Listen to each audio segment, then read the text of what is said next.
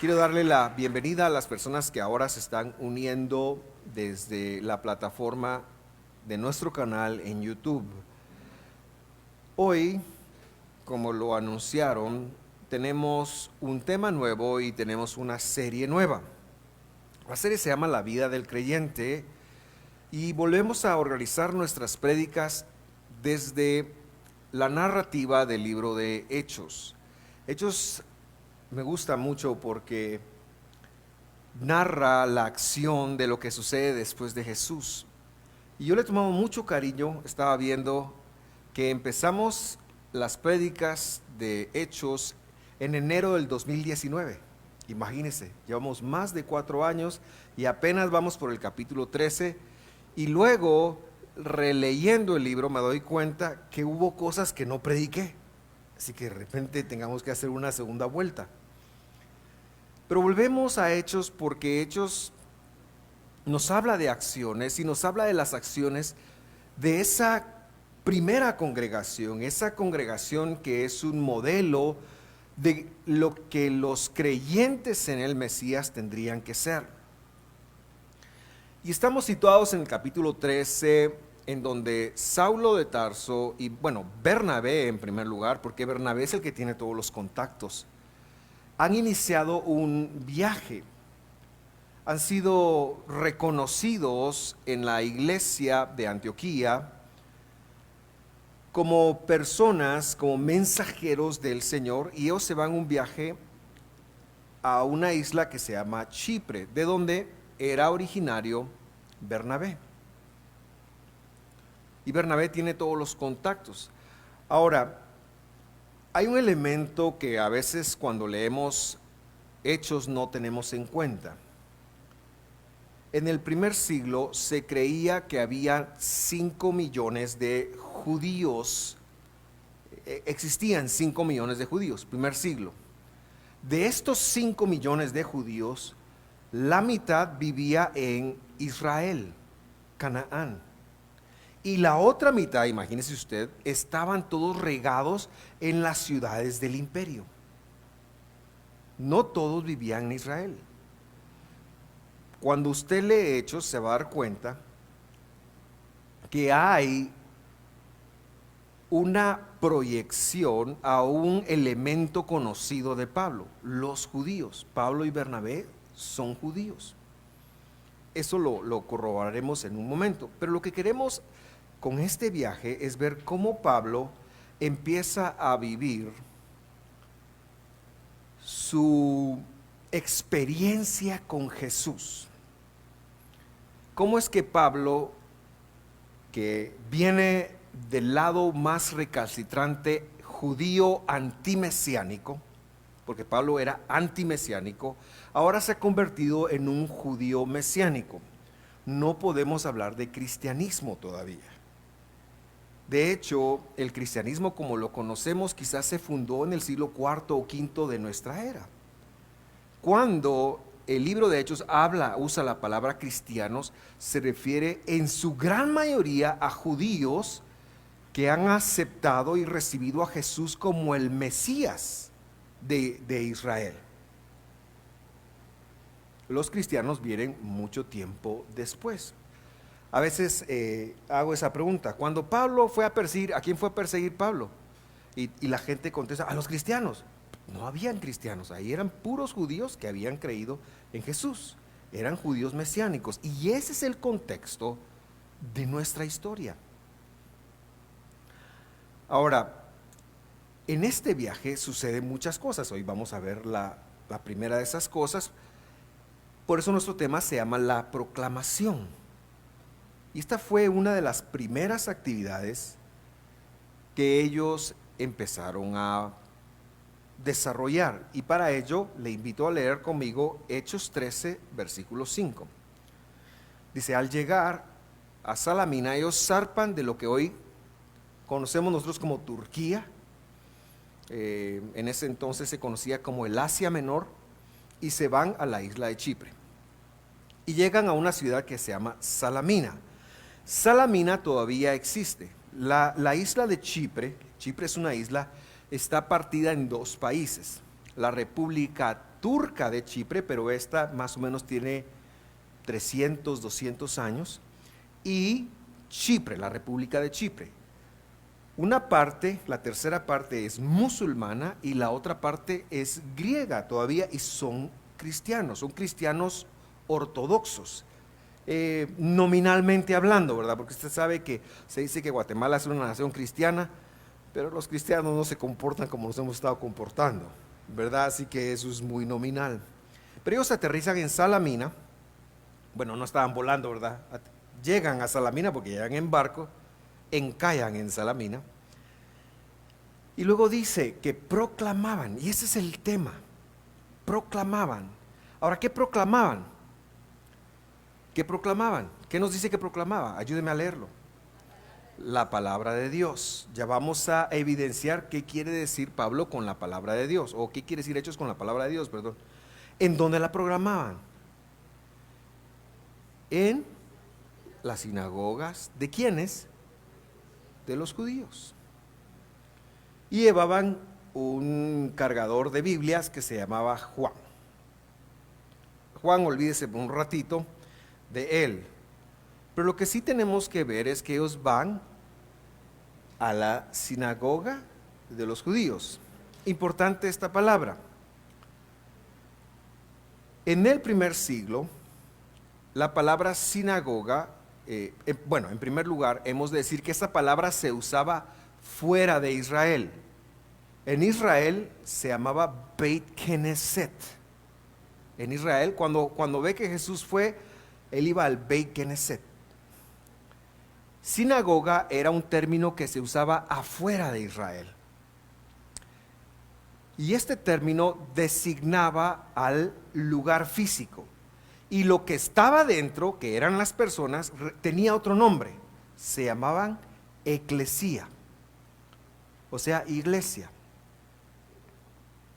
Me explico nuevamente.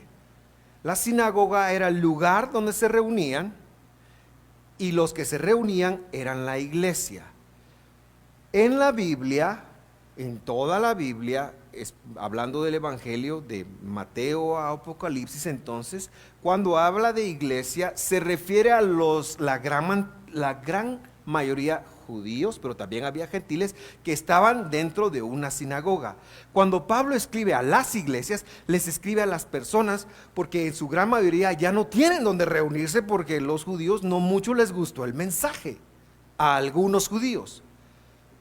Algunos otros judíos empiezan a organizarse ya con Pablo. Entonces, hoy en día, si usted le pregunta a cualquiera, dice, la sinagoga es donde se reúnen los judíos, la iglesia es donde se juntan los cristianos. Así es. Pero en ese entonces eran lo mismo. La iglesia eran las personas, la congregación, mientras que la sinagoga era el lugar. ¿Por qué es esto importante? Es importante porque no podemos entender la Biblia como lo entendían los griegos, que es como se la ha entendido. Tenemos que entenderla desde su elemento judío, porque el judío era el que predicaba, porque el judío era el que enseñaba, porque el judío era el que recibía las instrucciones de Pablo. El gentil que entraba no sabía nada de Dios, venía de adorar 500 ídolos, venía de ser un idólatra. Y necesitaba pasar un proceso de desintoxicación. Así que los que estaban en las iglesias eran judíos, eso sí, convertidos a Cristo Jesús. De hecho, cuando Saulo llega a las sinagogas, a todo lugar donde fue, encontró 3 tipos de gente. Número 1, judíos de raza. La gran mayoría llegaban. Judío tenía como costumbre llegar a una ciudad y lo primero que hacían era que fundaban una casa de estudio. Eso quiere decir la palabra rara que le dije al principio, Beit Knesset. Fundaban una casa de estudio. Pero el judío del primer siglo, incluso el no creyente en Jesús, era muy proselitista. Ellos entendían que tenían que hablar del Dios de Israel, porque no vivían en un mundo como el nuestro. Vivían en un mundo en donde se adoraba a Diana, a Epafrodita, y había el panteón romano, mientras más ídolos mejor. O sea, no podemos comprender esto completamente porque cuando ellos iban en las calles habían ídolos y usted se puede imaginar la idolatría. Yo no sé si usted alguna vez ha estado, pero hace algunos años con Boris, mi amigo Boris, fuimos a hacer una casa de madera, eso sí, para una familia en Chichicastenango, Quiché. Yo trabajo en ese ministerio y quería experimentar qué era lo que se hacía, entonces me tocaba construir. Saqué mis dotes de ingeniero y no llegué a nada. Pero íbamos en la palangana de un pick-up junto con un grupo de norteamericanos y pasamos por un lugar que no se me olvida. Estaban haciendo una ceremonia maya. Ahora quizás esto no pretendo ofender, pero estaban degollando pollos y rociando sangre. Y a mí me impresionó mucho, porque sabemos del sincretismo que hay en nuestro país, pero eso era completamente a otro dios o dioses. Y estaban haciendo sacrificios rituales con sangre a plena luz del día. Hoy se le llama cultura ancestral, lo que sea. La Biblia le llama a eso idolatría. No puedo disfrazarlo. Le llama idolatría. Entonces los judíos se regaban, fundaban casas y empezaban a dar testimonio. Habían algunos no judíos que llegaban, se acercaban, eran bienvenidos. ¿Y cómo los incorporaban? Bueno, les hacían, ese era el problema judío. El problema judío era que les ponían demasiadas reglas para ir a oír la palabra del Dios verdadero, del Dios de Israel.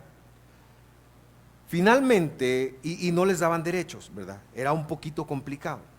Finalmente, cuando alguien decía, yo quiero convertirme al Dios de Israel, si era hombre, lo circuncidaban.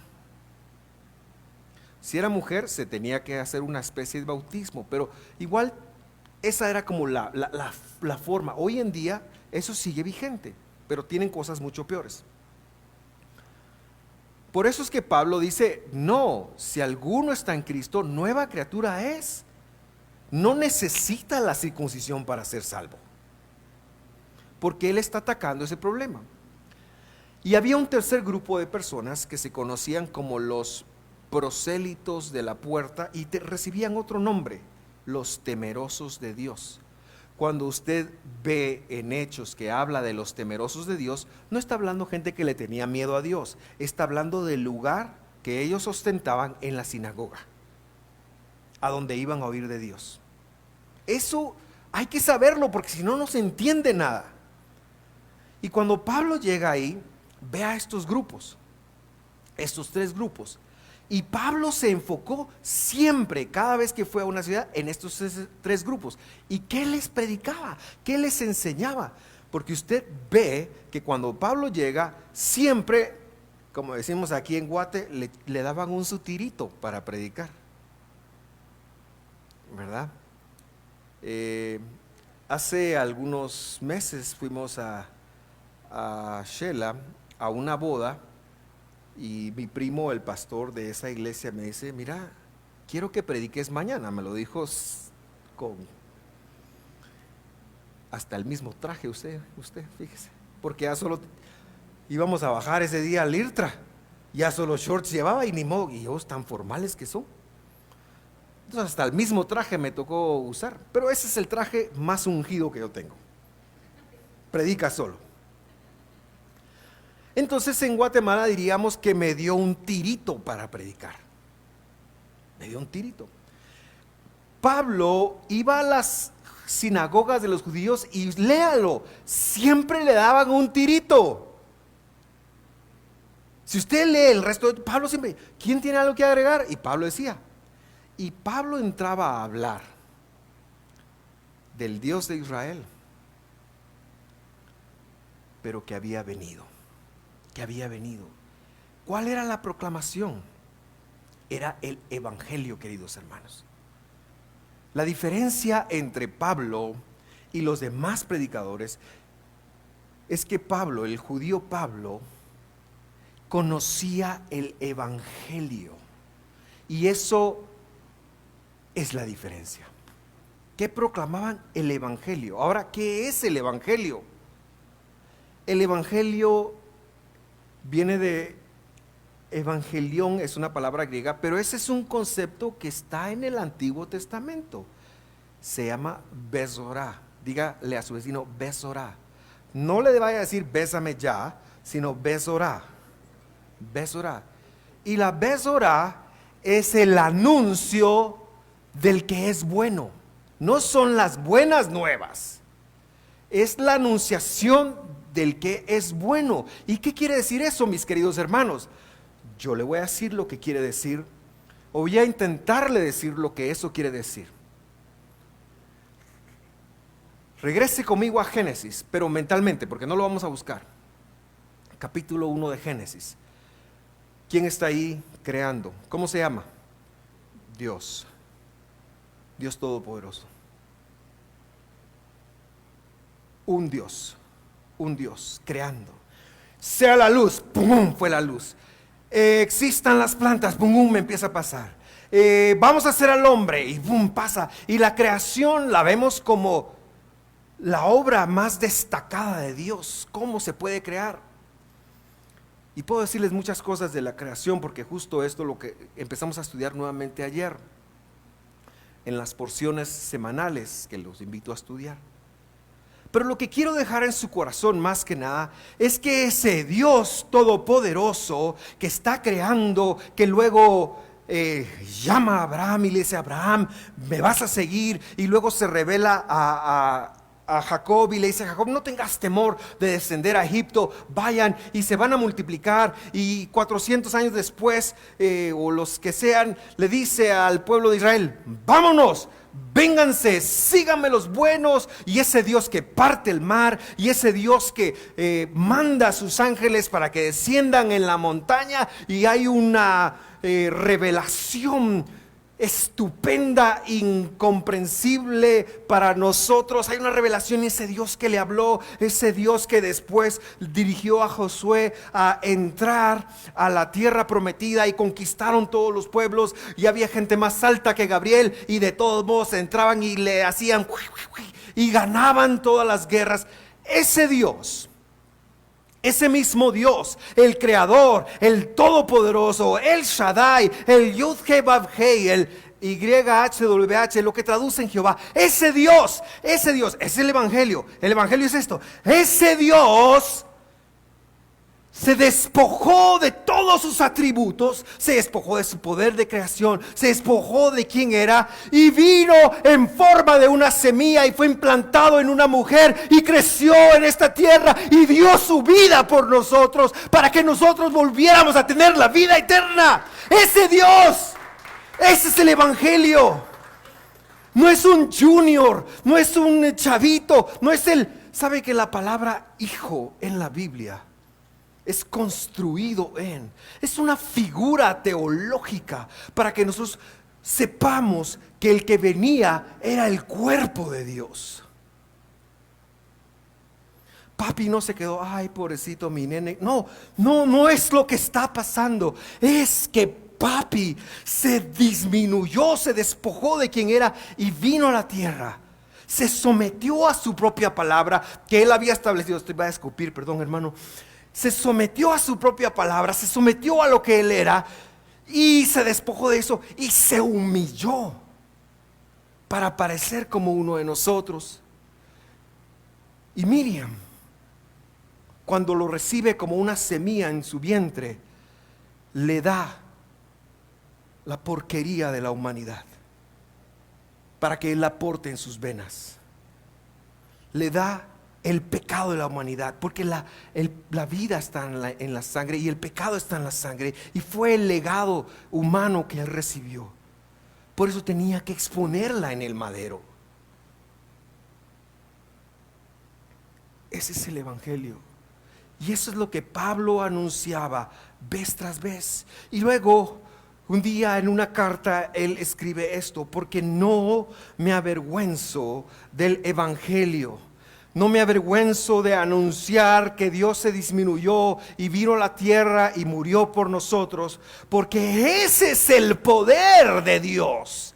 El evangelio, la disminución de Dios venida a la tierra, ese es el verdadero poder de Dios para la salvación de todo el que cree. Aquí lo que le decía al judío, al primero que se encontraba, y también al griego.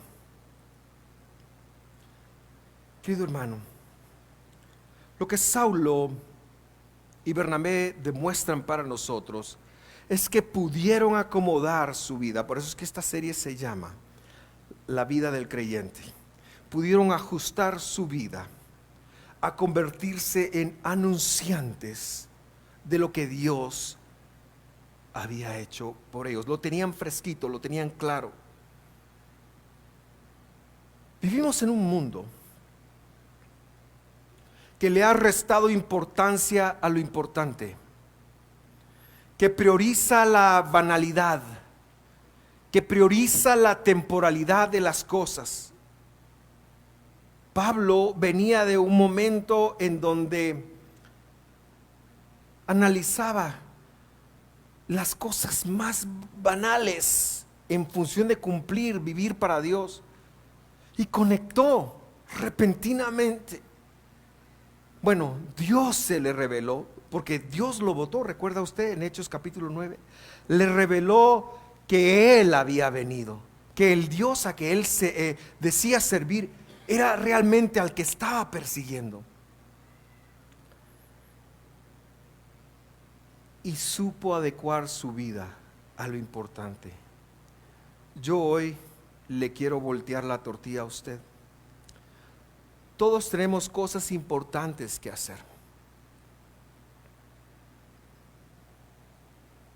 Por ejemplo, tenemos que producir.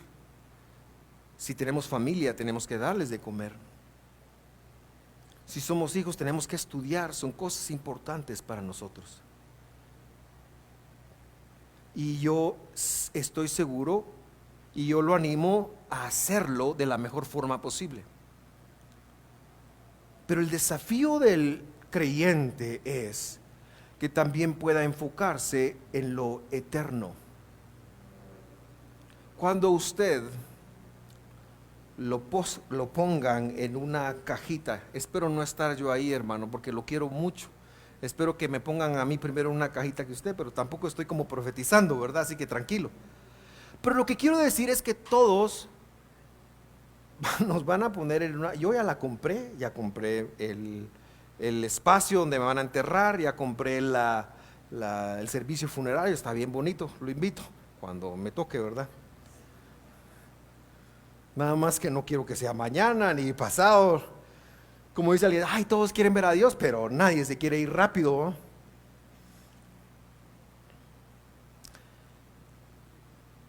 Todos vamos a morir.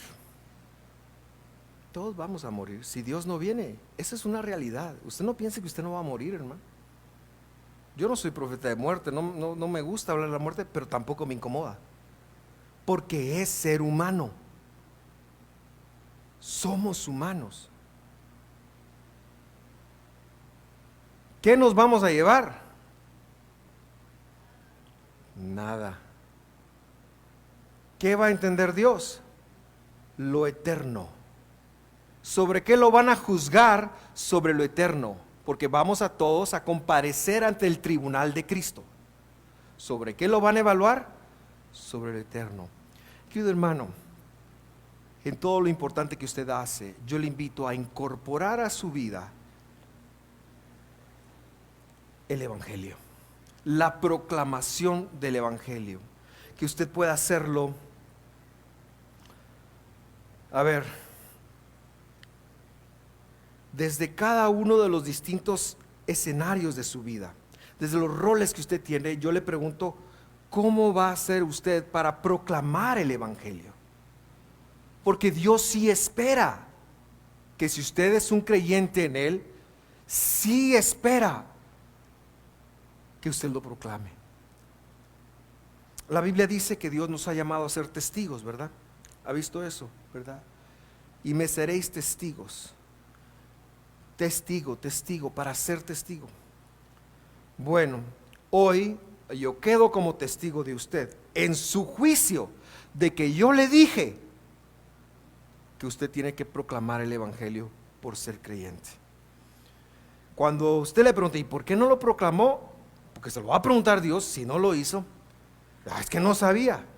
Y entonces Dios va a sacar la película del 15 de octubre del 2023 en Visión de Fe, y usted que lo está viendo en casa también le van a sacar la película, le van a sacar el video y le van a decir, de una forma como usted quiera, el pastor dio testimonio de que como creyentes debemos de ser proclamadores del evangelio. Ahora, no quiero que entre en condenación, porque ese no es el punto. Porque lo que no le estoy diciendo es que deje de hacer todo y se vaya a Salamina o a Chipre o a donde, al Jute o donde usted quiera ir. Pero lo que le estoy diciendo es que dentro de de donde usted se desenvuelve, en su casa, en su trabajo, cómo usted proclama el evangelio, porque usted sí es un representante de Dios. Usted sí es un representante de Él.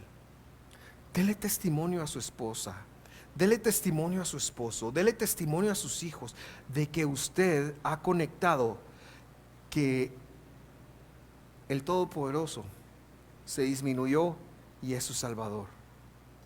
Y eso tiene un atenuante. Y el atenuante es que hemos de vivir como Él nos llamó a vivir.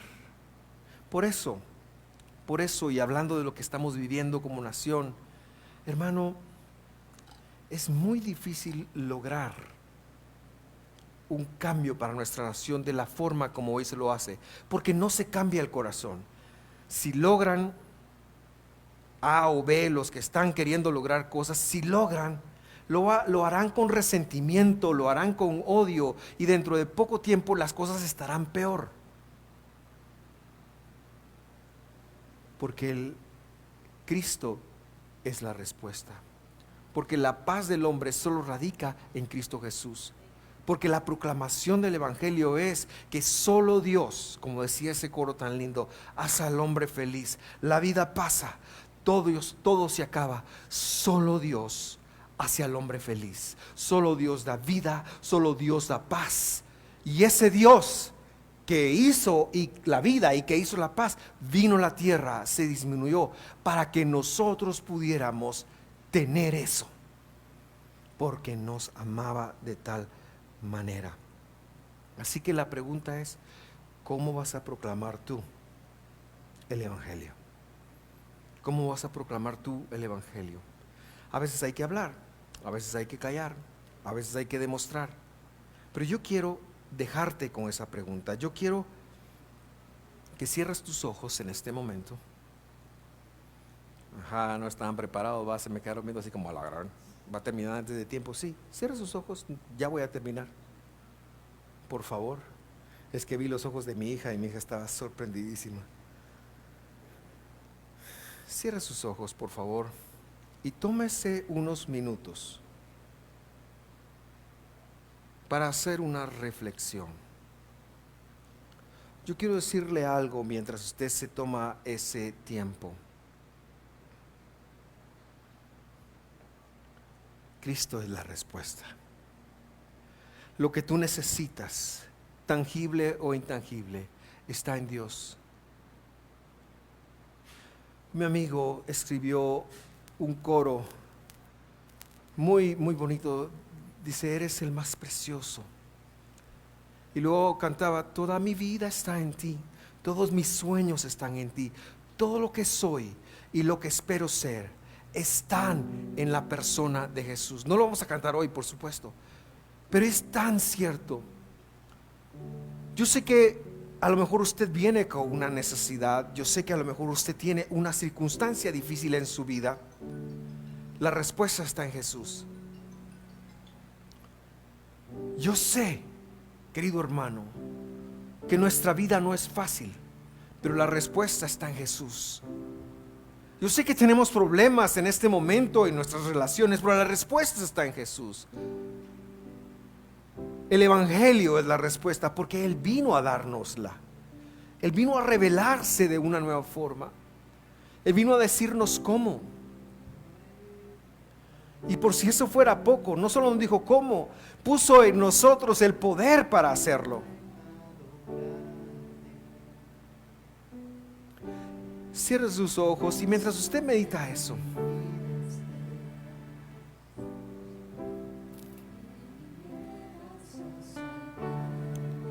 tómese unos minutos para rendirse al Señor y a su bondad.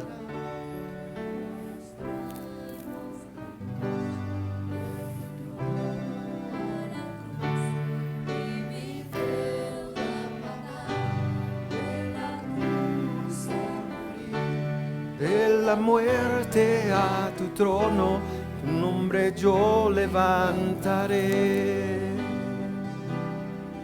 Ese coro es tan cierto. Tu nombre levantaré.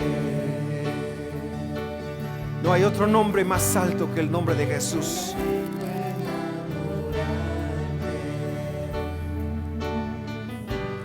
Te agradezco que en mi vida estés,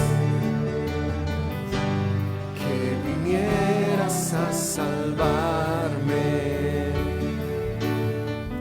Dejaste el trono para mostrarnos la luz, de tu trono a la cruz, y mi deuda pagar, de la cruz a morir y de la muerte a tu trono, tu nombre yo levantaré.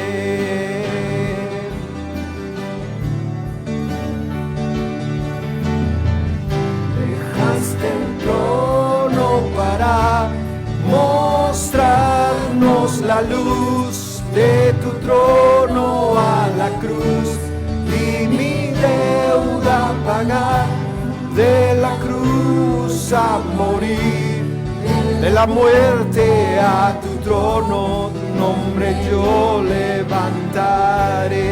No hay otro nombre como el nombre del Rey.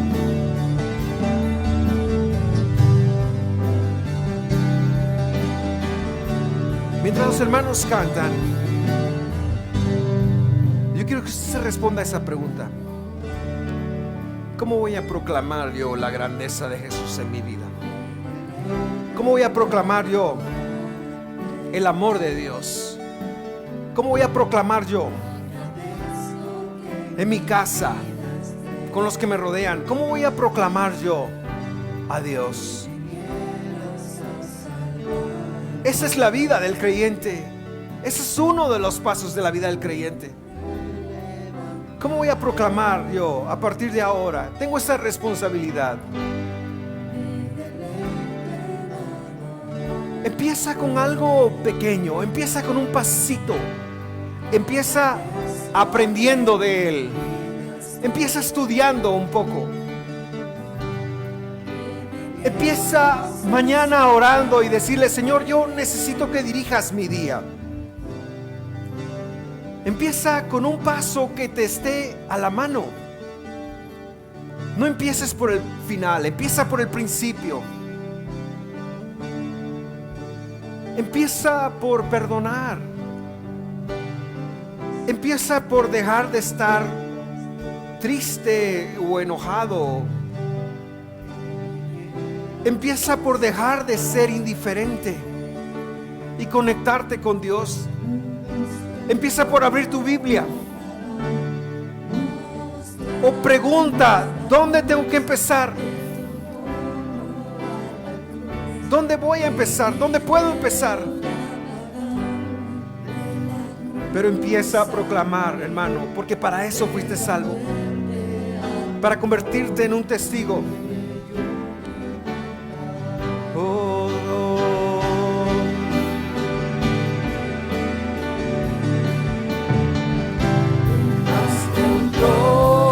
Para mostrarnos la luz, de tu trono a la cruz, mi deuda pagar, de la cruz a morir, de la muerte a su trono, tu nombre yo.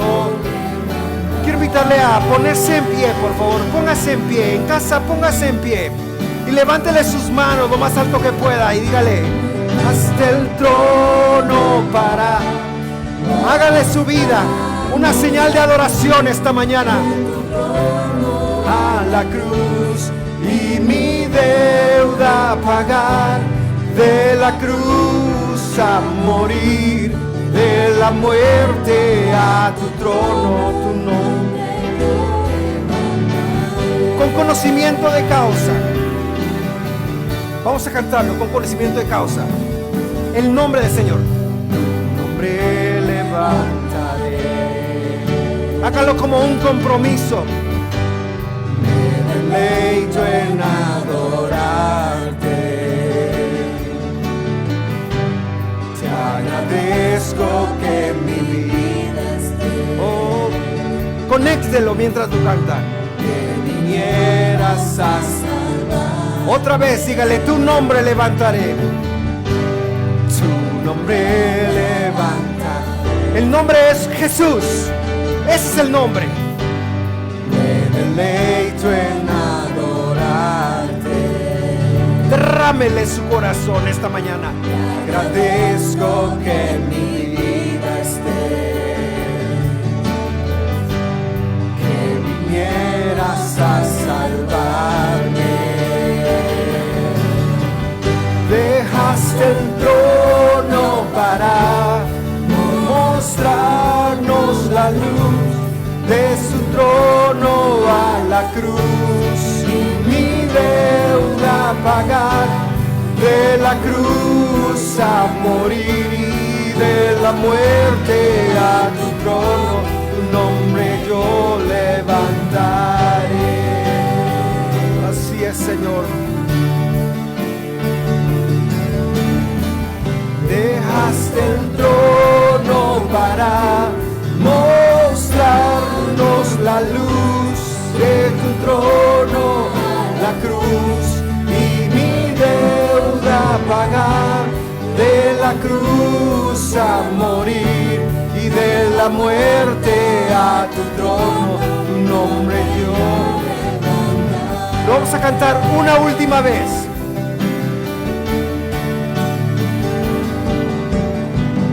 Dejaste el trono para mostrarnos la luz, de tu trono a la cruz y mi deuda pagar, de la cruz a morir y de la muerte a tu trono, tu nombre yo levantaré. Nombre yo levantaré. Lo vamos a confesar varias veces, así que dígale: tu nombre yo levantaré. Ponga en su mente el nombre de Jesús y dígalo otra vez: tu nombre yo levantaré. Sobre mi ira, sobre mi enojo, dígale: tu nombre yo levantaré. Sobre la tristeza, sobre la congoja, sobre el dolor, dígale: el nombre de Jesús está sobre ese nombre, sobre la escasez, sobre la muerte, sobre todo lo que se oponga a la voluntad de Dios en su vida. Nombre yo levantaré. Sobre la dureza de mi corazón, nombre yo levantaré. Sobre cualquier pecado viviendo en este momento, nombre yo levantaré. Sobre todo lo que no está bien en mi vida en este momento, tu nombre yo levantaré. Sobre cualquier cosa que no he mencionado, tu nombre yo levantaré. Tu nombre yo levantaré.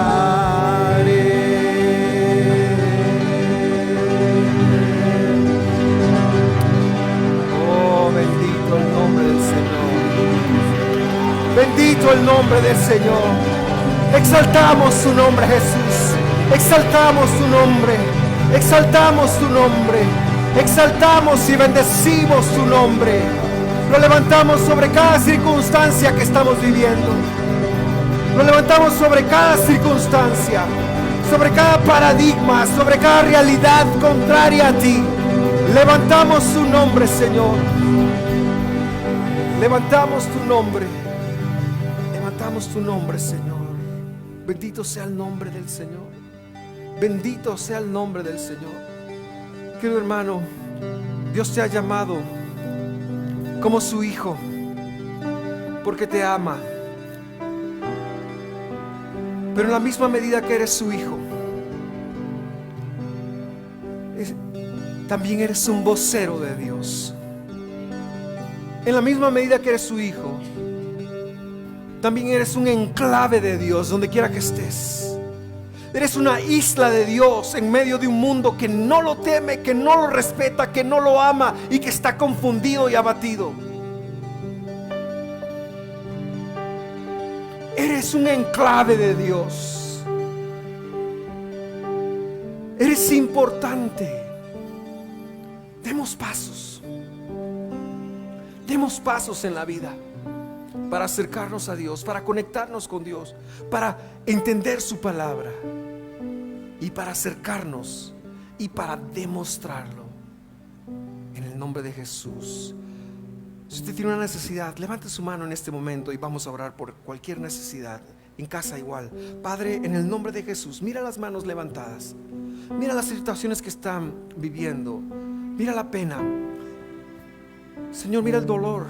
Mira la tristeza. Mira la circunstancia que está afectando, Señor, en este momento. Y responde de acuerdo a tus riquezas en gloria. Condúcenos por el camino de la vida. Condúcenos, Señor, en el nombre de Jesús, a la victoria que representa servirte. Condúcenos, Señor, a la victoria que representa entenderte. Condúcenos, Señor, a la victoria que representa ser de Cristo, que representa ser de Jesús. Señor, cualquier cosa que tengamos que dejar, ayúdanos a dejarla. En el nombre de Jesús. La Escritura dice: mi Dios pues suplirá para cada una de tus necesidades conforme a sus riquezas en gloria. Él te dará la estrategia, Él te dará los pasos. Él se revelará por medio de su palabra para cómo actuar, cómo vivir, cómo decir, cómo andar. Y te dará descanso, y te dará paz, y te dará descanso.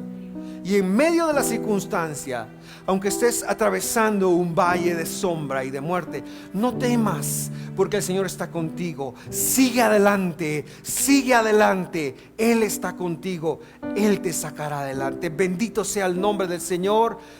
Siéntese un momento más. Le damos un aplauso al Señor esta mañana y le agradecemos por su fidelidad y por su amor. Gracias por sintonizarnos. Gracias por acompañarnos. Cualquier cosa que podamos hacer por servirte de una mejor forma, envíanos un mensaje privado, envíanos una nota o ponte en contacto con nosotros de alguna forma y queremos apoyarte. Nos vemos la próxima semana, te esperamos.